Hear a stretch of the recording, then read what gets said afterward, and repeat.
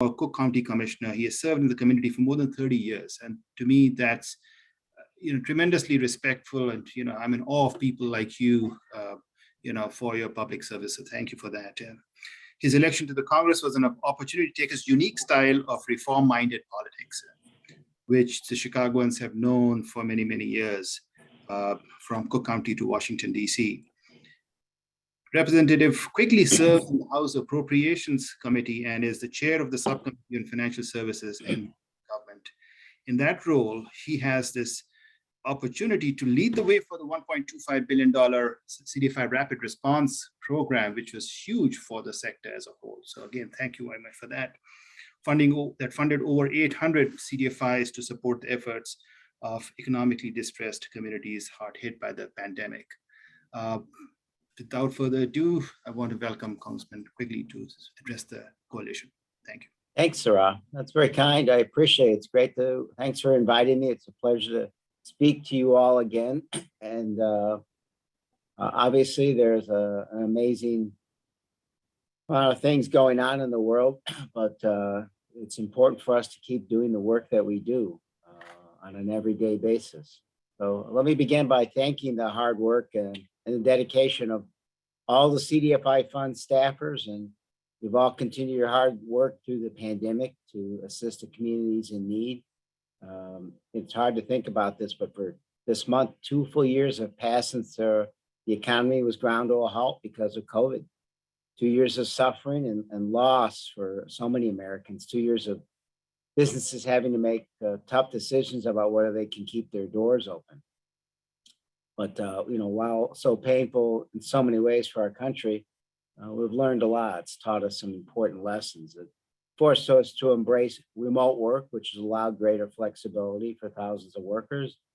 Showed us the importance of our public health systems. It revealed more than ever the critical role that CDFIs play in our communities. During the time when communities, especially low-income communities, were badly in need of capital to survive the crisis, CDFIs were there. And I can report that Washington took note of this remarkable work. And after fighting hard to ensure that the CDFIs received the funding in the stimulus package that we passed at the end of 20, we were happy to see the Treasury Department announce $1.25 billion would go to the CDFIs in June of last year. But put that in perspective, that's 4 times what the CDFI fund receives in a typical year. And that's no small task to administer all that. And the CDFI fund met the challenge by awarding the highest number of grants ever in a single program application round. These funds help provide access to capital for communities who otherwise wouldn't have been able to create small businesses, local jobs, affordable housing, community facilities, financial education opportunities.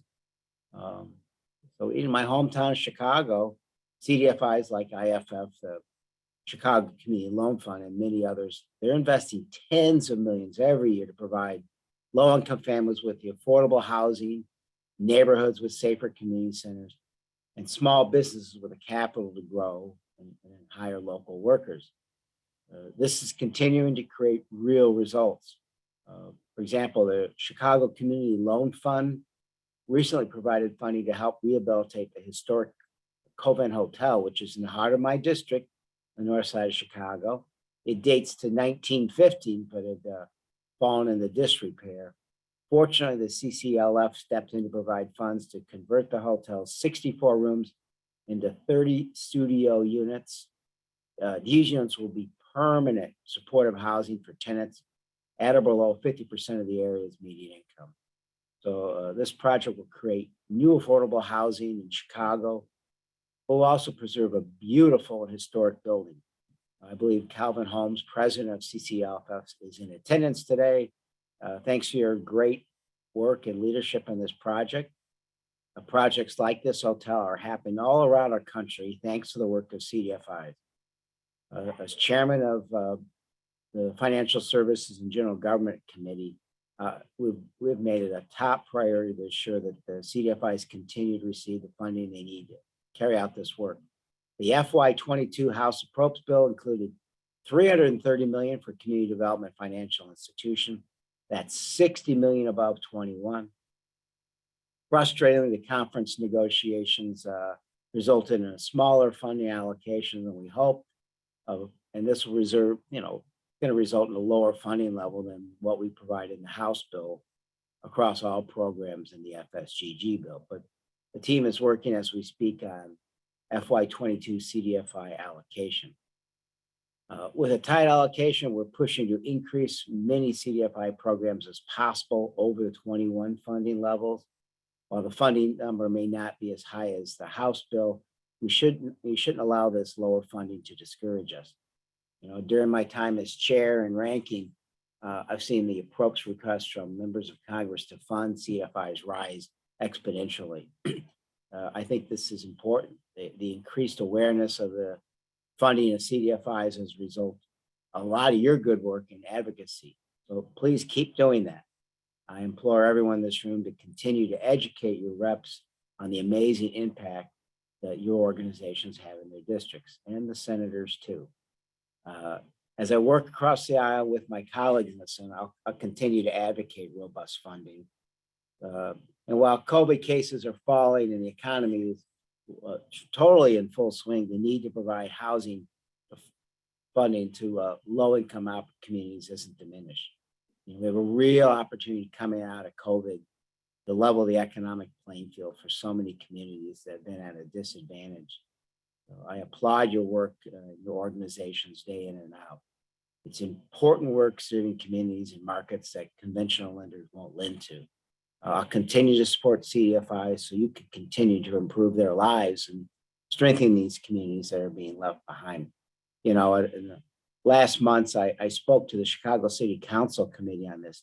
It's just striking how many people still aren't aware of the great work you do. So it's incumbent upon us, all of us, to educate as much as possible to get that robust funding, as you're doing extraordinary work. Thank you for doing it at the worst possible time, and we can't wait to keep working. We're starting 23. Hopefully tomorrow we'll pass an omnibus and begin work on 23. And I'm optimistic we can do so much more. So again, thank you for all you do, and thanks again for having me today.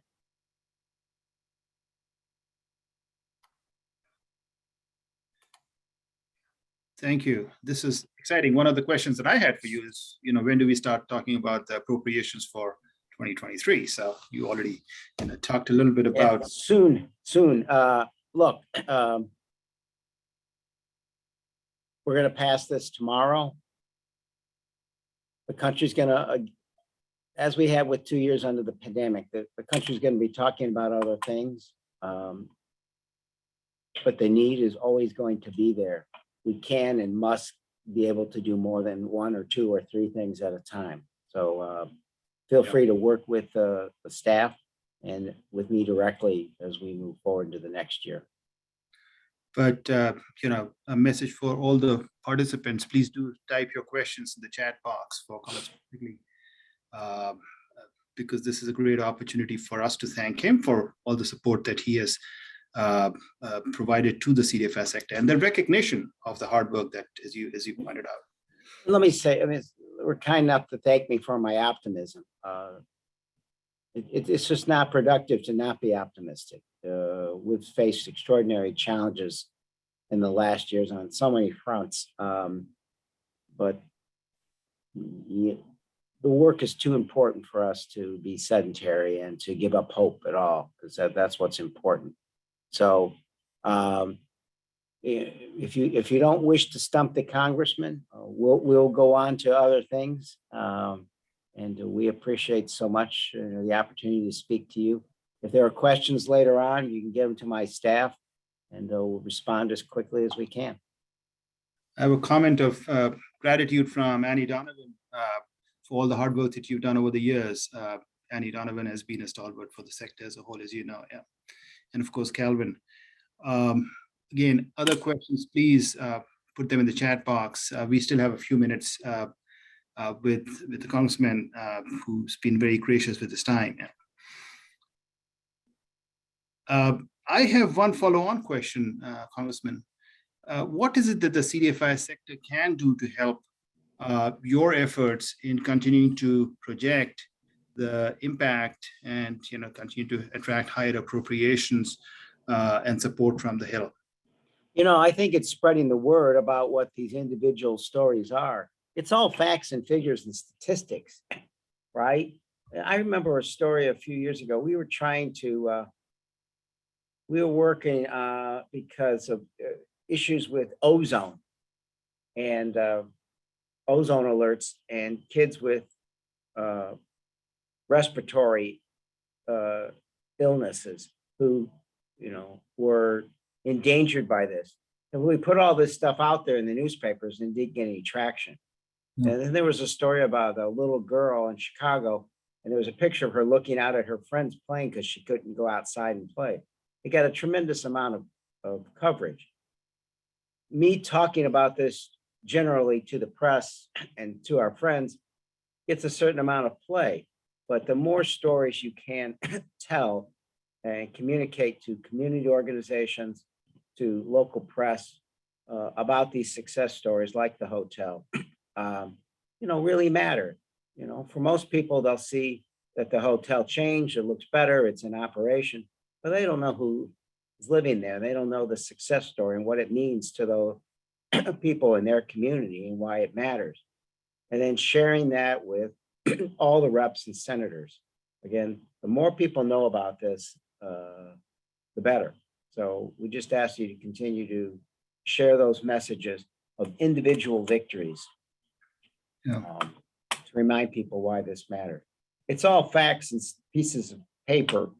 But when I go out in the community and I see this, it reminds me of why it's so important. So in recent years, the coalition has worked with Representatives Maloney, Young, and me to generate a letter of support for the CDFI sector. I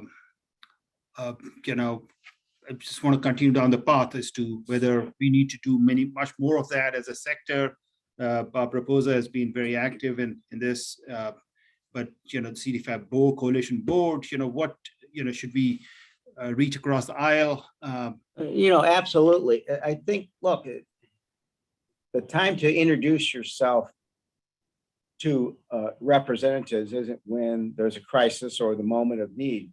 It's really on an ongoing basis, so that you have that relationship and you have that form of communication. And it's as important to strike up those relationships and the sharing of information with the staff as well, because our members are very, very busy. Staff do most of the work anyway, and they exert a tremendous amount of influence over their bosses. So, meet and communicate with members, reps, and senators. But, I also think it's as valuable and more important to have a working relationship with the staff at the district and the DC level. Okay. Looking at, there's been a lot of commentary from not only Calvin, but Lenwood Long from South Carolina talking about your support. This is a lot of overall broad support for you and your work. So I really want to thank you, Congressman Quigley, for your support for the sector and for taking the time to participate in this conference. If there are any other questions, you can put them in the chat box and we'll send it to the Congressman for his comments. Very good. Thank you all. Keep doing the Lord's work and we'll be in touch. Thank you, sir. Take care now.